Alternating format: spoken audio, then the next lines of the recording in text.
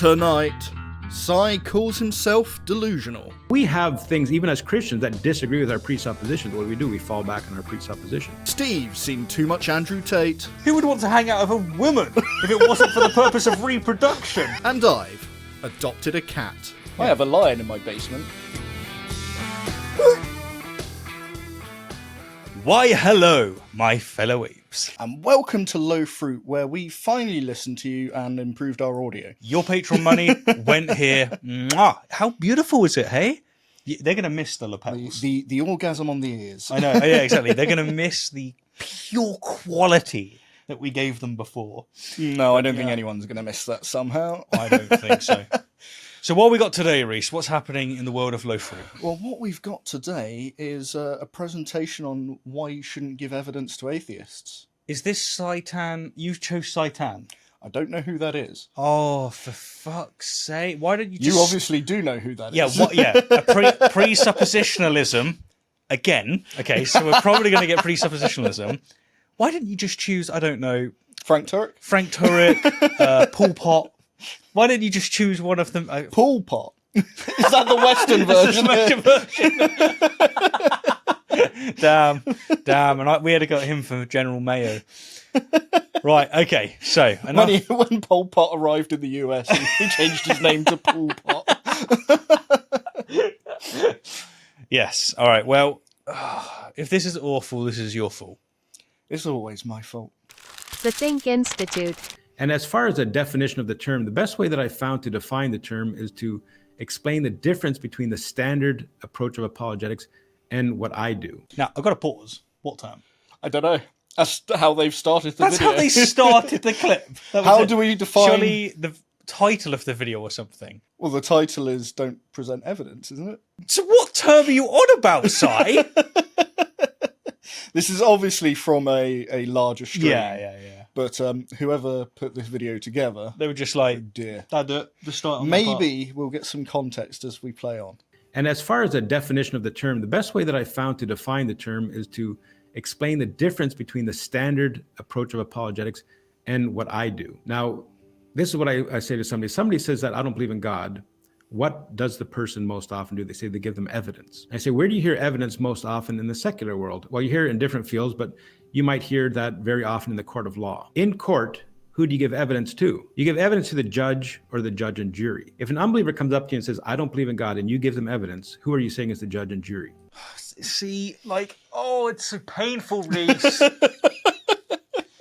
Yes, court cases is obviously one, Yeah. but obviously the entire field of science is another one. Everything other than God is where he's driving this, because this is the heart of presuppositionalism. You presuppose the worldview, and it's like he's going, look, here's the standard apologetic method. When someone like comes up and goes, what evidence do you have for your claims? You give them evidence. My method's different. I tell you I'm right. I tell you I'm right. And I try and get you to like figure out, the Agrippan trilemma. Or I try and get you to figure out all of these difficult philosophical things. And if you can't, I'm right. You think that's where we're going? Definitely. Of course we're going there. So this is what I say to somebody. Somebody says that I don't believe in God. What does the person most often do? They say they give them evidence. I say, where do you hear evidence most often in the secular world? Well, you hear it in different fields, but you might hear that very often in the court of law. In court, who do you give evidence to? Sorry, I do have to stop him again on the court of law. Most science isn't court of law. Like that's a bad conflation to do. Like court of law is when it's when you actually have bad science normally. Like if you're doing personal testimony. When you're looking at the general world and when people asking for evidence, it seems to be very bold claims. I have a lion in my basement. Can you prove it? Yeah. Can you give us some evidence? Can you Here's show a photo. Like I guess you could say these things you could show in a court of law, but the conflation there for me is that he's associating it with personal testimony, like very weak stuff, not objective, if you see what I mean. You give evidence to the judge or the judge and jury. If an unbeliever comes up to you and says, I don't believe in God, and you give them evidence, who are you saying is the judge and jury? They are. And in what seat in that courtroom do we put God? That's how every claim works, Si. Yeah. Who else is going to judge the claim? other than the person you're trying to put the claim towards. Also, what job is the word judge doing here, right? Like, he's using judge in a moral sense, like something you shouldn't do. And whereas judgment can be a neutral term. Imagine pulling this bullshit off on, like, flat Earth. Like, you come up to someone and go, the Earth is flat. And they go, I need some evidence. I'm like, oh, you want to be the judge? You want to judge the evidence, do you? Like, that's what's going on here. When you take the presuppositional apologetics and you apply it to just any other claim, everyone and their cat looks at it and goes, what do you want about? What are you doing?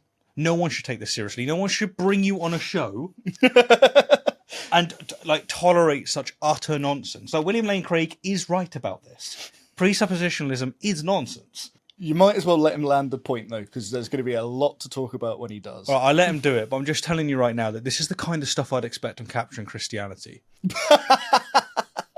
A friend of William Lane Craig. A friend of, yeah, such a friend that he calls him Kevin. If an unbeliever comes up to you and says, I don't believe in God, and you give them evidence, who are you saying is the judge and jury?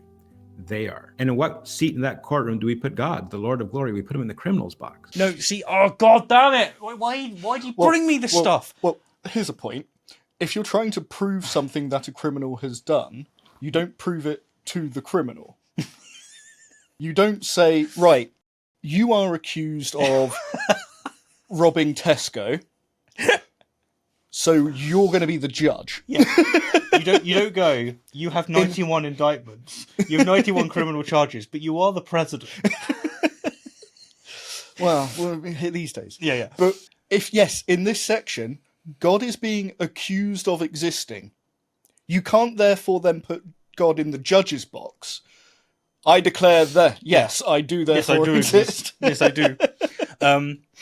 Yeah. No, for me, this analogy is entirely emotional. It makes you feel bad for judging. It makes you feel bad for, like, accusing God of something. He's putting a moral question on something that isn't designed to have a moral question attached to it. Yeah. But no, he's... you say he's building to a point. Oh. I think that is the point. He's asking, when you want evidence, why is God not the judge? It's like, well, for starters, where is God? I can't present God anything if I don't know where he is. See, I can't get a judgment from God if he doesn't fucking talk to anyone. No, you can't. That's true. So, you underestimate him, man. He's going to go, the court is the judge. So you're presupposing God when you walk in the court, because the court presupposes God. It's exactly where he's going, dude. It's the same nonsense. But if I want a judgment from God on a criminal, how long do I have to wait before it's like... we're going to have to look to a different judge to give us an answer? Now, God has given us some wonderful evidences. We can win that court case. But who is the judge? We've placed the unbeliever to the position of judge. I will say, if you think you can win the court case, try. Yeah, just try. I don't think any lawyer goes into court going, look, I know you're looking for me to present evidence, but I don't need to because I'm right. Mm-hmm. Yeah, that's true. This whole statement of we've made the unbeliever the judge and that's not something we can do. Again, just apply that to any claim. Yeah, right? I was going to say, this is everything. This is how we work for everything. Precisely. I mean, I know that they want to put God in a special category and thus presuppose everything. But, like, suppose that we did that with something else. Like, I don't know, suppose that we said everything is necessary. The principle of sufficient reason goes all the way down. Spinoza had it right. That's it. Like, you cannot ask for evidence, even if, like, you've got a foundation and a fundamental axiom, a fundamental rubric. But it's just, Psy would never tolerate such like, you have to be so indoctrinated to take this stuff. Not like William Lane Craig doesn't take this seriously. Case dismissed. I can turn water into wine. Wait, you want me to show you? Yeah, who are you to judge me? Do you mind showing it me? Well, yeah, exactly. You're judging me. Like, no, you can't judge me. Well, here's a funny thing on that sort of same idea. Anyone could declare themselves God to Psy, and he wouldn't be able to ask them to prove it, because in doing so, you'd be judging God. Yeah, and the way that so he would... If I said to him, I am God, and he said, prove it, well, you're going to judge whether I am actually God. Mm-hmm. You can't do that under the position you've just taken. And of course, what he would do is he would say, no, I can, you need to justify it. And it's like, yeah, but you... That's providing evidence. Exactly.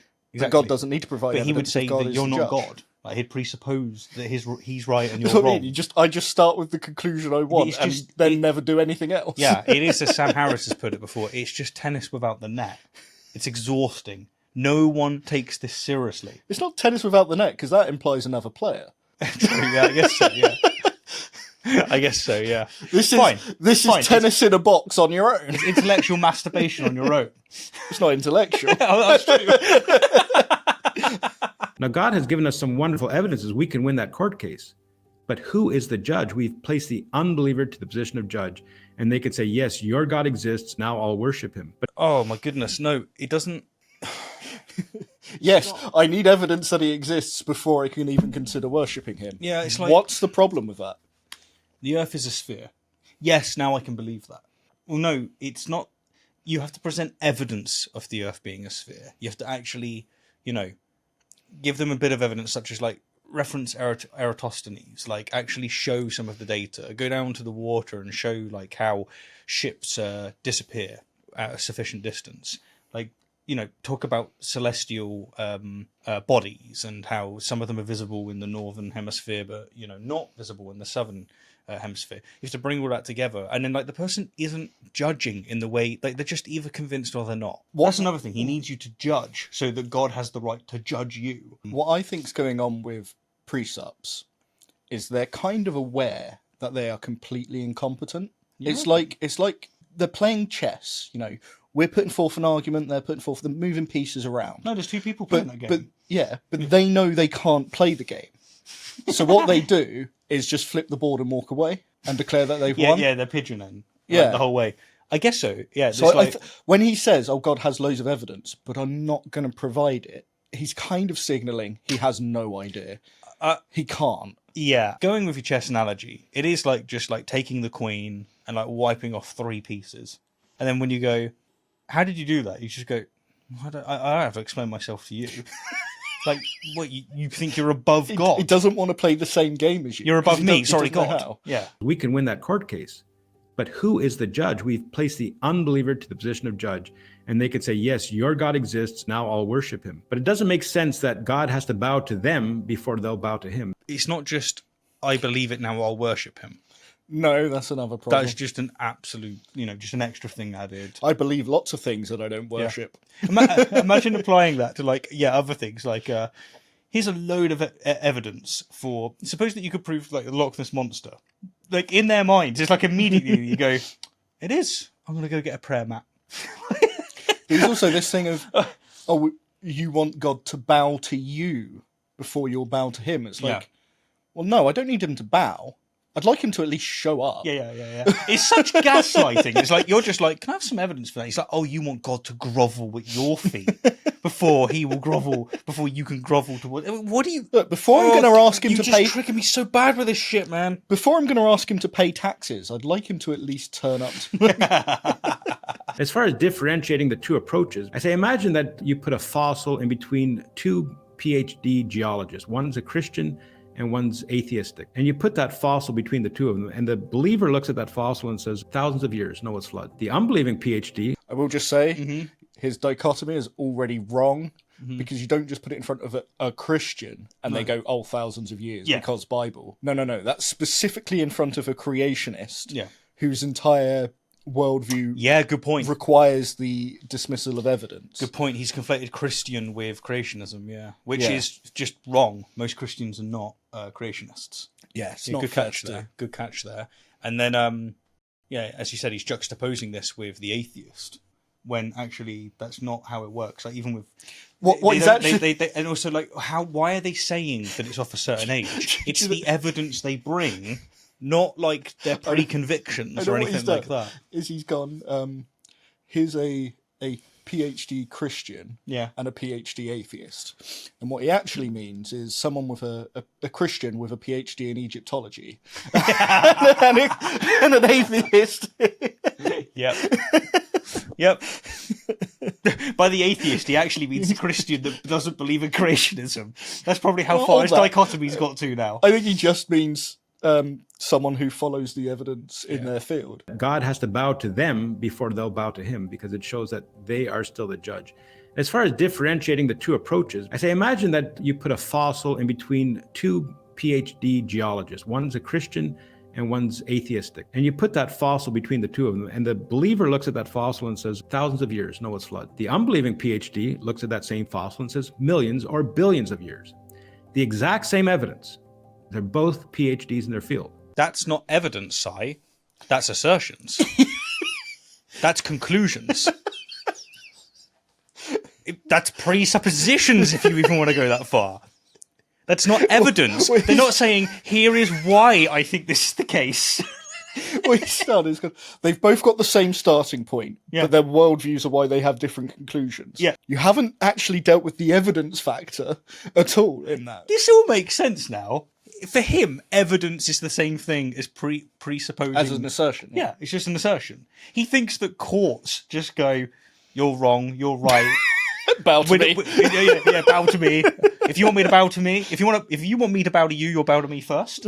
And what's that? Is that a box of evidence you're bringing? I don't need that. Get lost. No, I don't need that at all. Waste my time. I just need your conclusions, sir. Thank you very much. They work with mine. You're free to go.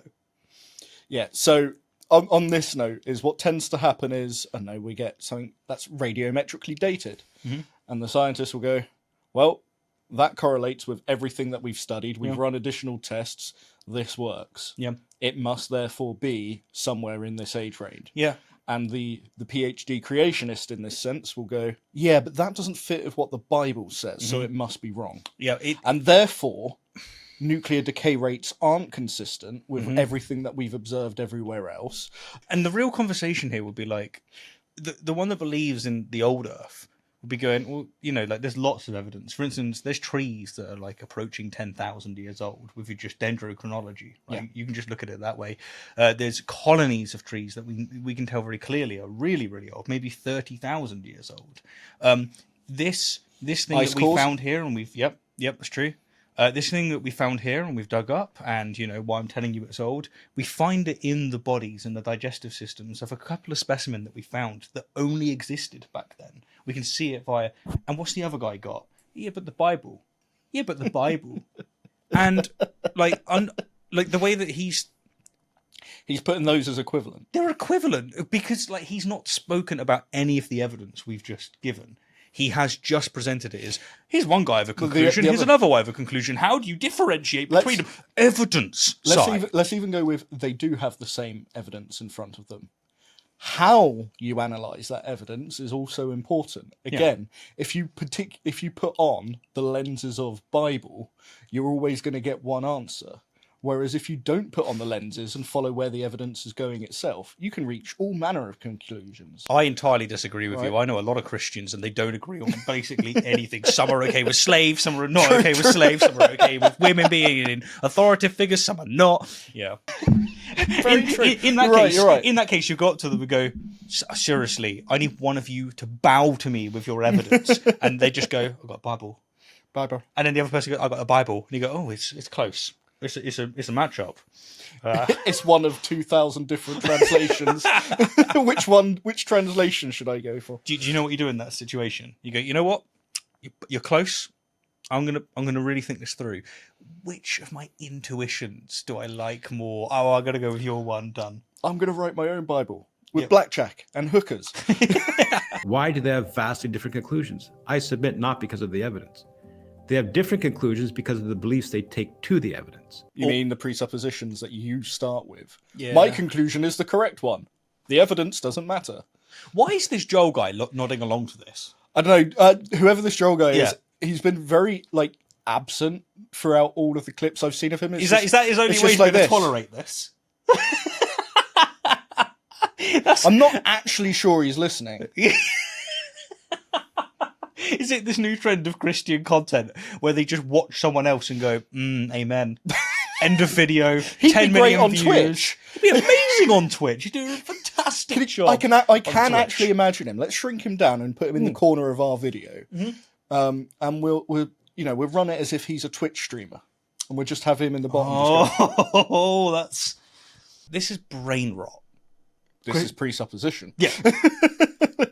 And so we will all interpret evidences according to what we already believe, according to our foundational beliefs. We all do that. That is 100% not true, because otherwise, how do you explain the fact that scientific discoveries have changed our perception of the world multiple times? Most people, for instance, accept that atoms are predominantly nothing, and thus, everything is predominantly nothing. Well, this is a fundamental change in this completely violates our let's even take evolution to begin with. It was initially thought that big brains came before bipedalism. Yes, it was. Yeah. We've now discovered no, it was likely the other way around. Everything is pointing to that it was bipedalism. Almost certainly the other way around. Yeah. In fact, it was the other way around. Yeah, I don't know why I said almost. Then you've got. Well, the fact that the discovery of evolution itself was done by Christians. Yeah. Well, yeah, and the other thing is just that it violates your intuitions. Like, you had this presupposed worldview. You had this, even if it's not presupposed, even if it's actually just constructed, and you're like, you know what, this is making sense of the data to an extent. It's not winning in some areas. It's not doing a particularly good job in some areas, but it's giving me an overall narrative, an arc. And then evolution comes along, and it's like, okay, I've got to make room for that because that's making sense of the data. Here's a thought: germ theory versus miasma theory. We didn't just go, what does the Bible say? Actually, So what amazed me is that the court case, right? There was a ruling on which of the two were right. 1525, 26. You can look it up. Two teams were coming in, one with miasma, one with the germ theory of disease. Both of them went up, and the judge went, right, what have you got for evidence? And one of them went, well, it's miasma. And the other one went, well, it's germs. And that was it. That's how they concluded it. They just decided on the spot. That's the only amount of evidence delivered. And the judge presupposed that germ theory was right then. Yeah. Actually, he was very, very centrist. He went, it's the germ theory of miasma. We all do that. Christians do it. Unbelievers do it as well. What are those foundational beliefs called? Those are our presuppositions. By the way, he's just basically said that we all start with our conclusions. Mm-hmm. That's quite insulting, to be honest, to me, knowing how many times my mind has been changed by conversations and evidence. Yeah. To sit there and say, you start with the conclusion you want when you interpret evidence. That's fuck you, Satan. I guess the way that he would argue, or if you wanted to try and still man this position, they would say you start with your foundations and you don't change them. But maybe the secondary beliefs that you have. If you're under a functionalism, but the number of Christians that have become atheists will tell you that their foundations have changed. Yeah, it's true. I mean, I was about to start talking about coherentism and foundationalism and getting into the weeds of epistemology, but then I realized that this is presuppositionalism. None of this is this is the stuff they should be studying. Yeah. This is the stuff they should be mentioning. He should be talking about foundationalism and its weaknesses. He should be talking about evidentialism. He should be talking about epistemology. But it's just absent. It's completely absent because he's not a philosopher and he hasn't thought about anything. Because he starts with not just foundations, he starts with his entire worldview and then calls it a foundation. Yes. That's the problem. It's like if you hold people's feet to the fire, there are certain beliefs that people hold that are not justified. They're pulled up by the bootstraps. For instance, there is an objective world. There is an external world. Other people exist. Sometimes you can justify these loosely. Sometimes they are just straight presuppositions. But actual complex views, you would try and justify them through your senses, but then you have to go to your senses work. Yes, Yeah. So you are maybe there's a presupposition. My senses, in general, are truth tracking. There is a foundation where it becomes very difficult to justify anything. And those that do know a bit of philosophy in the Presup crew, what they do is they exploit these facts and then present them to atheists and non-believers and anyone that doesn't have their view. And they act as if you can't justify this stuff, then I'm just as permitted in my entire worldview as you are for these very basic assumptions. Mm. And it's just not how it works. There's a reason why presuppositionalism isn't vitiating any academic location at all. Everyone looks at Presup like flat earthers, including William Lane Craig, including apologists in the analytical tradition. So I say it makes no sense to examine evidences because all evidence will be interpreted according to our presuppositions.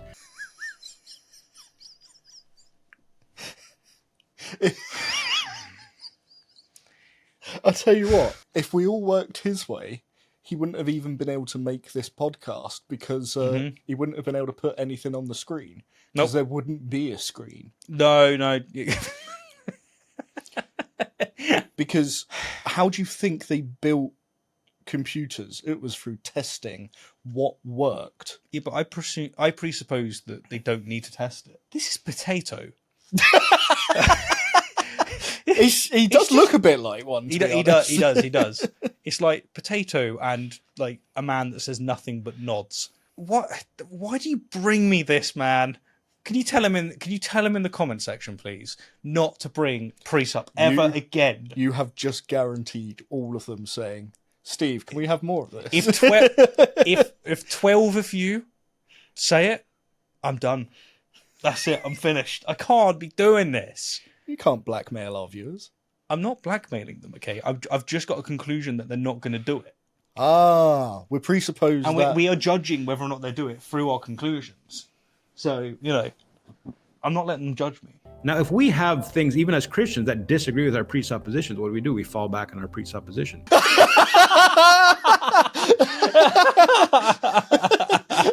I love it when they admit it straight to you. They did it. If I have anything that goes against my worldview, I throw it away. Yeah, that was it. That was the most honest I think I've ever seen a Presup. That must have been a mistake. Didn't even know this was in here. He tipped his cards. He tipped his cards completely there. He just said, anything you say that contradicts the way that I see the world, I throw away. That's great. And then I gaslight you. But then the worst bit is, he says, because I do it, you must do it. Yeah. Fuck off. I don't do that at all. This whole thing, man, right, Sai is now called Joel. Why? Fuck off, am I giving you evidence? Oh, okay. Sorry. What are you on about? There's no evidence. Do you want to point to the screen and say, that's some evidence indicating that his name is actually Sai? No. No, I'm going back to my presupposition. His name is Joel. Okay. You got Joel and Joel. Joel and Joel. For instance, if an unbeliever were to present me with evidence that dead people don't come back to life, I'd say, my presupposition is that God exists, his word is true, and it happened in this instance. Right, first of all, it doesn't work. That's such a terrible... We don't do it in the negative. You're the one that's claiming that Jesus resurrected. Come up with some evidence. In this case, it's the reason I don't believe that a man resurrected is we have no evidence that any ever have. Yeah. And everything that we know about how the human body functions tells us that once you're dead, you can't be resurrected in the way that that's described. Yeah. So therefore, when you say that someone did, show us how and that it did. I guess that is the dialectic, he just comes up to people and says, Jesus resurrected. The person says, I don't really believe in resurrections. I need some evidence for it. It doesn't seem to happen. And then he goes, yeah, but he did though. Yeah. He did though. He did though apologetics. That's what it is. He did though apologetics. It's the trust me bro again. It's the trust me bro again. It's the ultimate trust me bro. Look, we have all this information that Noah's flood didn't happen. Yeah, but it did though. Good argument. So it would not affect my belief that Jesus came, he rose from the dead.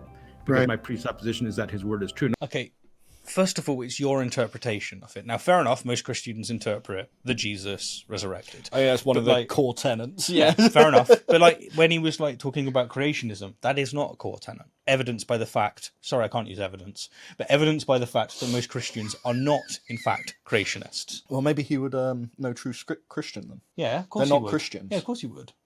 Absolutely, he would. You know what? I mean this as insultingly as it comes across. This is Candace Owens level nonsense. If Candace Owens was an apologist, she'd be a Presup. Well, with the flat Earth conspiracy and let's say the unbeliever believed in billions of years, and you found dinosaur bone soft tissue, which was done, and they actually raised money to have the soft tissue carbon dated. Was it Mary Schweitzer? Yeah, Schweitzer. We've done this. Yeah, but just to cover briefly, Mary Schweitzer was a creationist. And then she learnt science, stopped being a creationist, but continued being a Christian. Yeah. So, they did discover, I think it was like really damaged like collagen or something. Yeah. And everything that they knew about how fossilization happened was this shouldn't be here. So, either this isn't as old as we think, fossilization methods are different to what we think, or evolution doesn't happen, or, you know, all these number of things. And they didn't carbon date, because carbon date can only go back to like 50,000 years. Oh, yeah. What they did was investigate other preservation methods. And as it turns out, there's a chemical that reacts with iron in such a way, you know, iron being in your blood. Yeah, was it up there with formaldehyde? It kind of acts like formaldehyde, yeah. And yes, so we now know that in rare cases, soft tissue can be preserved via this chemical. That's her conclusion as a Christian. Yeah. And a scientist. And it wasn't just, oh, it must be billions of years. No. It was, let's test it. Also, like, the thing is that you presented evidence, and Sai's made really clear that doesn't matter. He's also lying, but that doesn't matter to him. No. Wait a minute, what does the Bible say about lying again? It depends on his interpretation, apparently. Oh. And it's the right one, obviously. It's the right one, of course.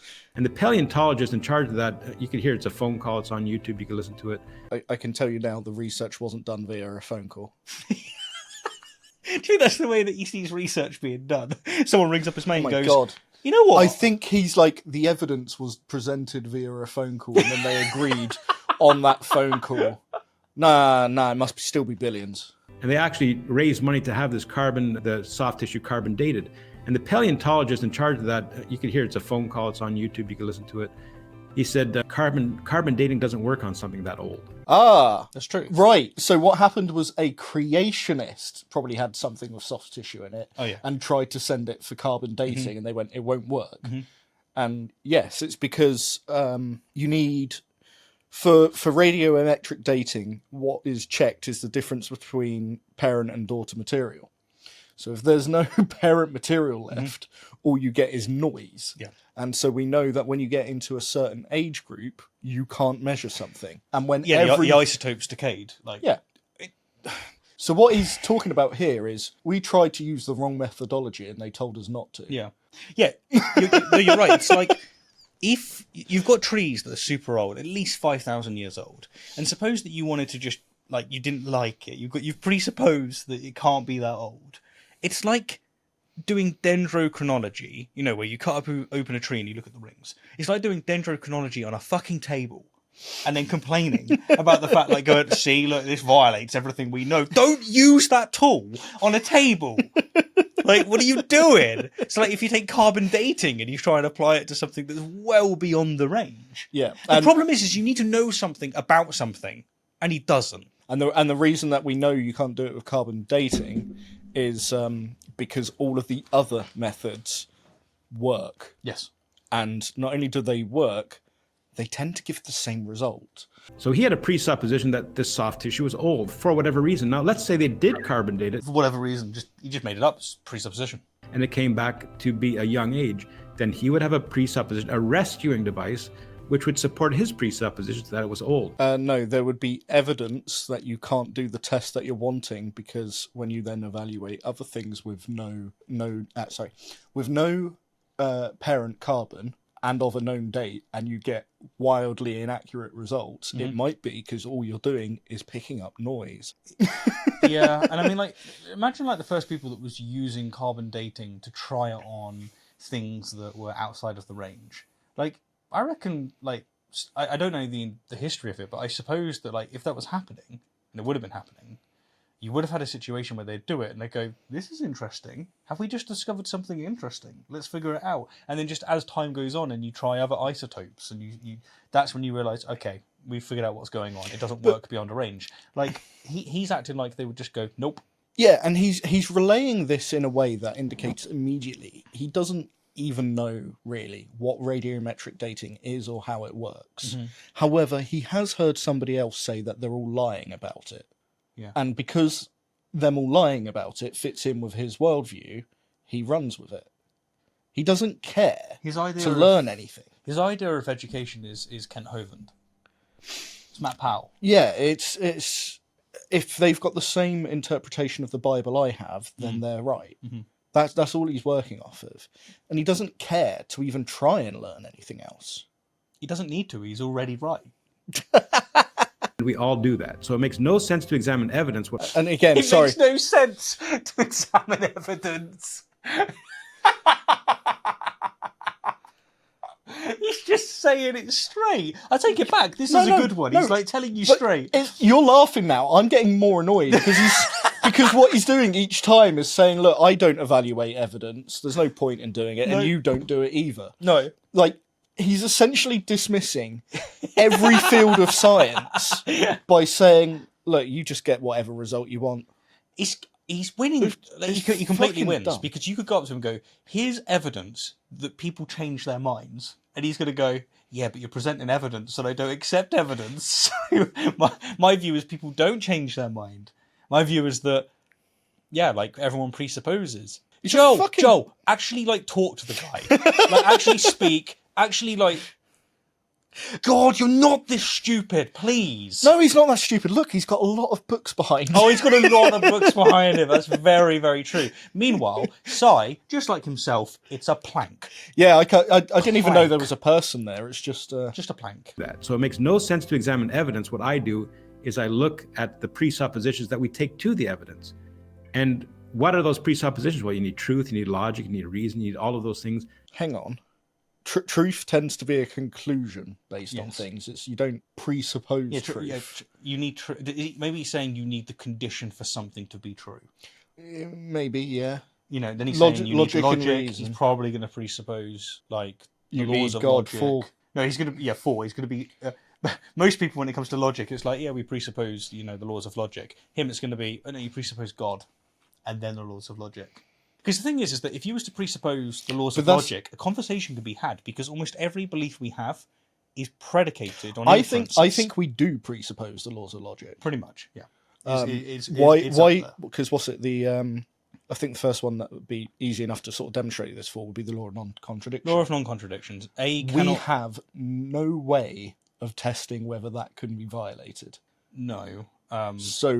We have to just assume that it is the case. Pretty much. I mean, you could make an argument that you actually have an inference that it's true based on your sense data and experience. Sure. We work off of it works all the time. Yeah. But that's not really to say that it is therefore true. No. And the thing is that if everyone wants to say, look, you presuppose the laws of logic, okay, let's do it together because we do. Right? Fine. How are you getting to God? How are you getting to resurrections? How are you getting to any of this stuff? Well, the funny thing is what they would say is they'll go, Occam's razor, I only presuppose one thing, God. I only presuppose the whole thing. But that's not true, is it? No. You're not presupposing one thing. Yeah. You are actually introducing a new entity because you're still presupposing that the laws of logic are working. Yeah. they call it one thing and then say that it's a more simple thing. And it's like, no, there's way more assumptions involved. It's everything. In that. You're assuming like all sorts of metaphysical baggage, all sorts of ontological baggage, like. Well, it's things like a world outside our universe, like the idea that time we're a ghost beyond in time the exists. machine, souls, yeah. But because they label it under God, it's one assumption. No, that's not how it works. None of which can be made sense of without God. Romans 11:36 says, "From Him." There you go. I told you. Yeah, laws of logic don't work without God. Yeah, but the thing is, it's like he's giving you evidence immediately afterwards. He's going, none of it makes sense without God. Romans 11. Great. Nothing makes sense without God because the Bible says so. Yep. I fucking hate it. I'm going to tell you I don't believe in the God of the Bible. Yeah, but nothing makes sense without it. Look, the Bible says so. Like, Sai, I don't think you care to convince anyone, do you? You just want to talk to your believers and keep them believing. Right, bad joke. But I now know why his name is Sai. Because everyone sighs when they listen to it. I just want to sigh every fucking time he opens his mouth. I think Joel's still breathing. Has anyone checked? Yeah, no, he's about... he moves about as much as those books. And what are those presuppositions? Well, you need truth, you need logic, you need reason, you need all of those things, none of which can be made sense of without God. Romans 11:36 says, from him, through him, and to him are all things. Again, what's really annoying on that, none of these things make sense without God. And my thing would be, can you show me how that's the case? And he's going to go, I just have. Yeah, just have. I've told you I'm right. Okay, well, can you tell me why we should trust the Bible? Because God says so. Okay, so right, I need to distinguish between you and the Muslim that's doing it with the Quran. Well, he's wrong. Oh, okay, that puts that to bed. Good game. I really appreciate that. That's great stuff. Yeah, oh crap! Here comes the Hindu with the Vedas. He says that you're wrong. Now I don't know what to do. He loves presuppositionalism because he can just throw out assertions and declare himself correct. Yeah, he doesn't have to put in any legwork. He doesn't have to do anything. He can just make assertions all day long and go, "I'm right," because God said I'm right. Dangerously ignorant. It's deliberately ignorant. It's deliberately ignorant. It's dangerously ignorant. Just precept, man. Like, it is absolute brain rot. It's apex brain rot. So as a Christian, I have a basis for the examining of evidence, and the unbeliever does not. So rather than examine the evidence, I go to the beliefs that we take to the evidence, and I show that without God, you can't make sense of what you're doing. So what you're attempting to do is show evidence. I'm trying to show you that without God, you can't make sense of anything. That would still be considered evidence. Yep. You're not going to be very convincing at it, because I get the feeling that just telling me that nothing makes sense without God is, well, I don't need you to suggest. It's shit. It's just really shit. Nothing makes sense without God. Oh yeah, that's very convincing. Yeah, very good. Welcome to PragerU. You're a Christian man. You want to build a legacy. He fucking talks. That's not Joel. That's someone else. That's Joel, isn't it? Is that Joel? Joel, you've aged. Like... You're a Christian man. I'm not a Christian man, but seriously, is that Joel? If he has, he's aged like 20 years. Yeah, what the hell, Joel? What's going on? Anyway, we're a Christian man. He's told us it's game over, right? Let's see what it's presupposed, right? Yeah. You want to build a legacy. Answer the world's questions. Hang on, no. We just got told you don't answer the questions. You just presuppose it. Joel, have you been listening at all? Like, you were I nodding don't want to call along, him Joel. He looks so... I'm going to call him Kyle. Okay, Kyle, were you listening at all to what your guest just had to say? You were nodding along, your book's in the background. He just said you just presuppose it. So, like, no. Okay, come on, listen. But everywhere you look, you see decline, disorder. LGBTQ is decline. It had to be put in there. Had to be put... You can't watch any of these videos without them bashing, like, fucking trans people or gay people or something like that. They're obsessed. Absolutely obsessed. Disorder. Chaos. Your neighbors... Oh, I'm actually disappointed he didn't have a clip for chaos, but oh well. LGBT? No, that ended before he said... That was decline. Maybe chaos is someone else having to do your barbecue. In today's world, we need men who understand theology, know scripture, and who are committed to leading their families in the biblical worldview. So, I suppose what he's essentially advocating for there is denigrate, or the end of women's rights, obviously. End of women's rights. And that obviously that's not just abortion rights per se. It's true, actually. Voting rights, working rights. Yeah. You're right. He did specify. He's like, what we need is has men. to be biblical. Men leading in the biblical way. So you got this message of like, there's chaos in the world. LGBT. Ooh, that's gay. Ooh, brother, can't take that. What we need is men. What we need is men in the church. I think he is in the thing of when he was saying about decline. Yeah. What he means is the advancement of freedoms. Yeah, he does. He means like the things that's a problem. Abortion rights. Oh no, that's on its way out now. Praise the Lord. Women's rights, women being able to vote. Being able to actually have jobs and not be like LGBT people not being in prison just because of who they love. Precisely. Yeah.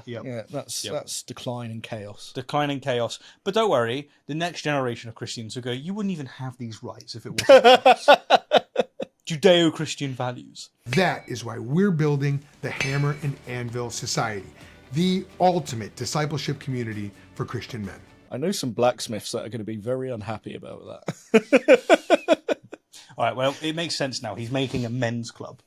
He's like, there's so much evil in the world. It's all gay. We're making a men's club. It's just going to be men.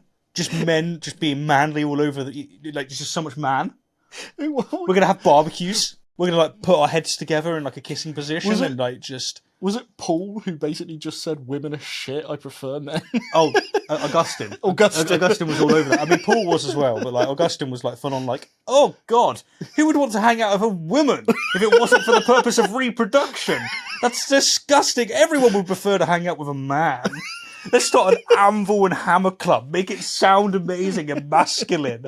Look at us go. A full library of resources and courses, weekly challenges. Why do you need library? You don't need books. You only need one book. Your guest just told you. You need one book, and that's all you need. It's a library. Yeah. Every shelf is the Bible. Yeah, he's like... He's like, all of these resources... This one is the New International Version. This one is the King James. All of these resources that we've got, he's flicking through his phone, it's just other men in the club. Like, look at this, man. Like, look what we've imagined. Challenges and live teaching, you're going to sharpen your mind and your character.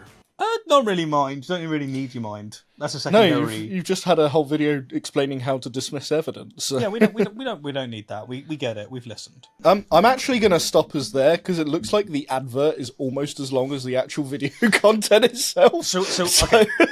What we did is we got. Oh my goodness! Half the video was this potato saying, "Listen, you don't need any evidence." And then the advert is, join us, we'll give you the evidence. We'll give you the way to be able to argue. We'll show you how to be a man. Join the man's club. What would be the name of like the biblical gay men's app? So you've got Grindr or whatever for gay men in general. What would be the name of the biblical one? Crucifix. Ooh. This is worth pausing on. Stoner.